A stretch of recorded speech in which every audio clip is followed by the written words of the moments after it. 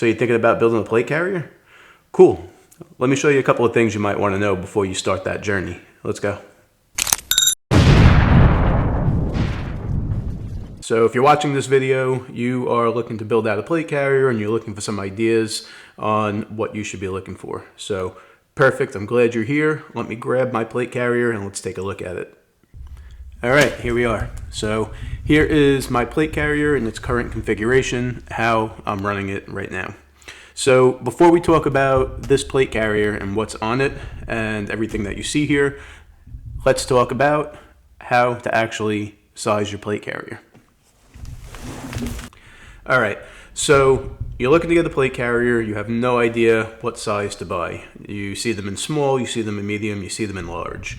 So those are, generally speaking, the most common sizes that you're going to find out there across most of the major brands.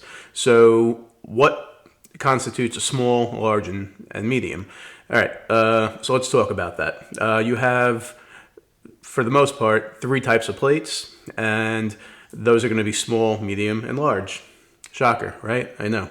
So your small plates are going to be 8 inches wide by 10 inches long. Your medium plates are going to be 10 inches wide by 12 inches long. And your large plates are going to be 11 inches wide by 14 inches long. So that begs the question, what size do I need? Well, good. I'm glad you asked. So what you need to do is you need to find your clavicle notch, which is super easy to find. Find your clavicles. They're right here. Follow them down to the notch. Give yourself 2 fingers, and you're going to start your measurement here. And you're going to measure down to about 3 to 4 inches above your belly button. And that's going to give you a general idea of what size plate you need to cover you from here to here, which is where your major organs are. The second measurement you need is the width. And how you're going to get that is you're going to measure nipple to nipple. So that's going to give you how wide of a plate you need. For me, I need a 10-inch plate by a 12-inch plate. So that puts me into a medium plate. Now, when you go and you're picking plates, you're going to see that the 10 by 12 plates are not exactly 10 by 12. They might be 9 3/4 by, I don't know, 11 3/4 or whatever the measurements are going to be with the brand that you're going with. So one of the important things you need to do is take the measurement of that particular plate.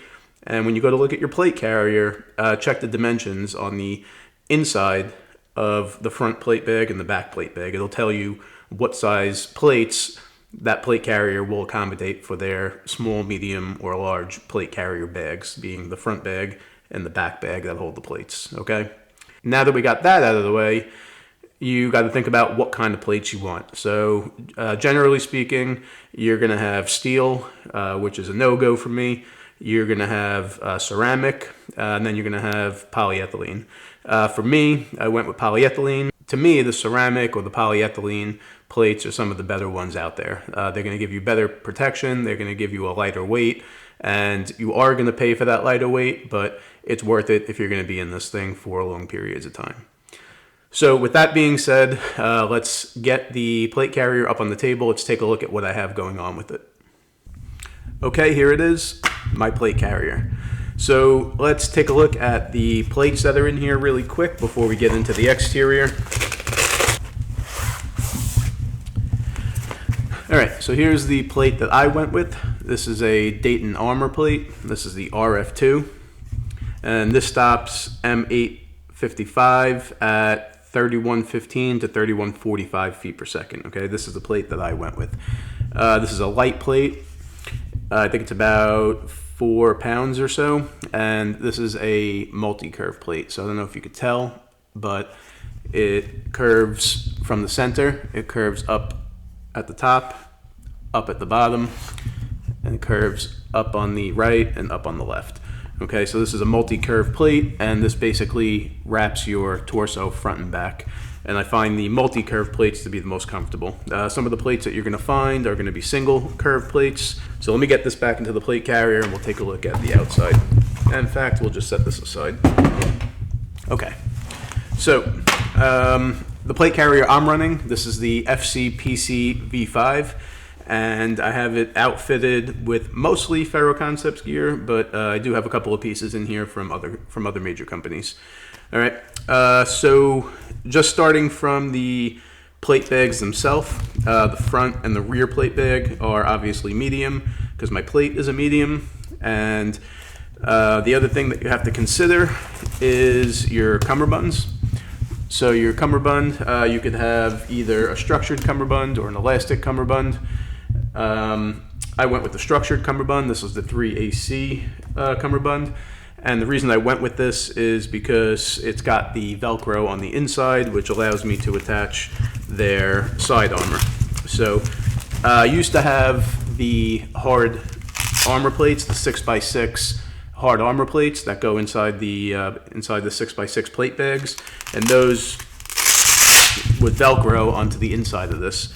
I've since taken those out and replaced them with the Ferro Concepts soft armor, which wraps your body really nicely, so I really like these. The attachment on the front, I have the tubes on here, which make it super easy just to slide these off and on here. All right.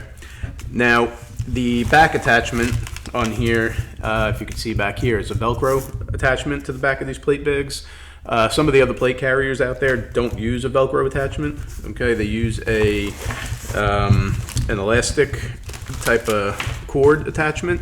So things like the Cry JPC or the JPC 2.0, those will take the elastic strap attachment, cummerbunds in the back. For me personally, I like the Velcro ones so that I can take the Velcro off real quick and move them out if I'm wearing winter clothing, or take them off and move them in to make the cummerbund smaller if I'm wearing summer clothing. All right, so now on the outside of the plate carrier, we'll start from the top down, and we'll go from the shoulder straps here. So I have strap socks on here.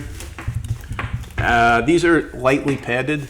There's not a whole lot of padding on here, but I don't find that I need a lot of padding. They do make one that wraps around and Velcro's closed. That's a much thicker and has a lot more padding on it, but I haven't needed it. For the chest panel here, this is their Adapt chest panel. In here I just keep some batteries, CR123s, AA's, AAA's, and CR2032s. I do keep a chin strap extension in here, and this is if I'm ever wearing a gas mask, then the chin strap on my helmet needs to go underneath my chin instead of around my chin, so that's what that's for. I keep a Sharpie down on the bottom here. Any morale patch will do. I like this guy. Up on the front here, you'll see I have a bunch of things going on with this. I'm assuming if you're getting a plate carrier, you're probably gonna be carrying magazines on it. Some people might choose to carry this as a slit carrier, not have an admin panel, not have a magazine pouch and run it slick. You could do that, but most of you guys are gonna run some type of a magazine holder. For me, I went with the Spiritus Systems Mark V, and with the inserts, this takes the Velcro inserts. I put the 55556 Velcro insert in here. Okay,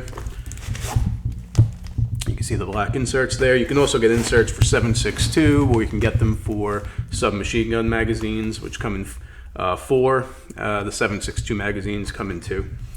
On the front of this, you see this panel here. This is not a Spiritus panel. This is a Blue Force gear panel that just mollies on. And I'll put other things in here if I need to, like pistol magazines, maybe a flashlight, a tourniquet if I need another one. For whatever reason, maybe I want to swap one of these tourniquets out, move one up front, put a pistol mag on the side here. I could do that. There's molly on the side of this. So you have molly sections here. And you'll see that I just mollied my tourniquet holder into there. And I like to run one on the left, and I like to run one on the right here.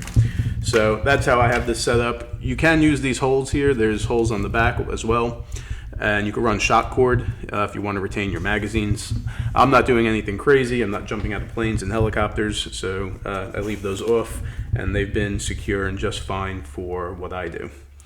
Now, if we take a look on the left and right side here, beneath the cummerbund, I have a Wingman V2 holding my little Baofeng radio here, as well as a Disco 32 90-degree antenna connection, a Disco 32 PTT with a Kenwood connection. My antenna with this 90-degree antenna attachment, I have the antenna running behind this admin panel, and you can see it coming out the top over here and running over my right side shoulder strap, and then I have that weaved in and out of the back molly on here, and it comes out right up here. Okay, so you want to make sure your antenna is coming out to the top, not facing down and not completely hidden. All right, so let me flip this guy around, and we could take a look over here. I think I have, this is a Toor Serpent, I believe, and I just have this wedged, you can see, in between the cummerbund here. So I just put some Velcro on it and shoved it in there, and that's where it lives. This is just a utility knife, so I'm not using this for anything tactical. This is just something I use on the range if I need to cut anything, open packets, slice open boxes, whatever I need to do. All right, on the other side here, let me just pop this cummerbund off. Another Wingman V2, just holding a spare magazine. All right, and then let's take a look what we have going on over here. Up in the top portion, so right above my admin panel, there's a Velcro section here. And in here, I just run the down lead for my comms. And this just fell out, but I did have this in there. This is a paint can opener. And I keep that shoved down in there just to clear malfunctions from the ejection ports of my rifle and pistol if I need to. And I just have it dummy corded. So I just kind of drop that in there and leave it there just in case I need something quick to clear a malfunction so I don't have to ruin the blade on my knife. All right, now down at the bottom here, I have a little dangler. On the bottom of the dangler, I have another tourniquet down here. Nothing crazy in here. Chem light, some trauma shears, a bit kit, a couple of zip ties for emergency repairs. I have a face shield in here. Okay, just a bunch of random stuff. Chapstick, lens pen for my night vision. So just a bunch of random stuff that I might need out on the range. So that's what stays in here. And then let's flip this guy around.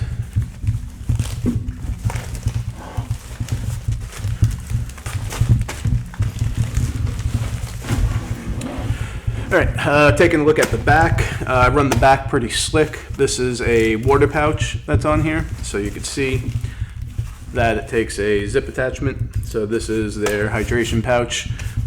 And if you want to, there's another zipper section here. You could put on a backpack. They have one with a large top and a large bottom pouch. They have one with a triple flashbang pouch and a small bottom pouch. They have all kinds of different things you could zip onto here. I don't typically run it because I'm not running with a team, and I don't like to ask people constantly to get stuff out of my backpack for me. So I don't usually run it. If I do need to run a backpack, I'll run a Haley Strategic Flatpack, and I have some mods on here, which I'll show you in a minute, that can accommodate that type of a backpack. Down below here, I have the Ferro Concepts Roll 1. This is where I keep my medical. You have the pull on the left and the pull on the right over here. And I'm not going to pull that out right now, but just to let you know, that's where I keep my medical here. Okay, let's take a look at how I have this modded to be able to take a Haley Strategic Flatpack if I need it. But before I do, if you guys are enjoying this video and if you're finding it helpful, please like and subscribe and hit the notification button to get notified of new content that we put out. It really helps the channel. So moving along, I was telling you that I have this modded to accept a Flatpack. So you'll see on the cummerbunds here, I have a buckle kind of worked into the molly here. And just to, let me straighten this plate carrier out just to put this into perspective here. Okay. So this is the right side of my plate carrier, and I have the buckle facing the back of the plate carrier. And then up inside of this Velcro section here, I have, I don't know if you could see that, but I have buckles here. I have one there, and I have one here. So there's two buckles in there. So what I'll do with the Flatpack is I will buckle the over-the-shoulder straps into those two buckles, and then the bottom straps on the Flatpack I'll run around to this buckle here and to this buckle here. So that'll allow me to wear a backpack and just unclip it from the cummerbund here and flip the Flatpack over my head so I can get into it and get gear out of it if I needed to. I think they actually developed something like this recently, but I've had this on here for probably about a year or two, and this is how I've been running it. So I'm probably not going to upgrade to the actual new development that they put out on the market for this. This works just fine for me. Just keep in mind that this plate carrier is set up for how I run my gear right now. So this coordinates nicely with the gear that I run on my range belt. Nothing gets in the way of each other and everything flows nicely. So if you're going to set something up and you're going to try to mimic what I have, I just urge you to get that out on the range, wear it when you're training, use your gun belt with it, and see how the whole system works together. You might find that you're getting jammed up on certain things. You might find that your rifle sling is getting caught on certain things. You might find that your pistol drawer is being impeded by certain items that are on your plate carrier. So there's all kinds of different variables. The main thing is to set it up the way you think you want it, then get out there and run it to see if it works, and then make small adjustments and tweaks along the way until you get it perfect for how you want it. It's a very individual thing, so I wouldn't try to copy anybody else's setup unless, of course, that copy works for you.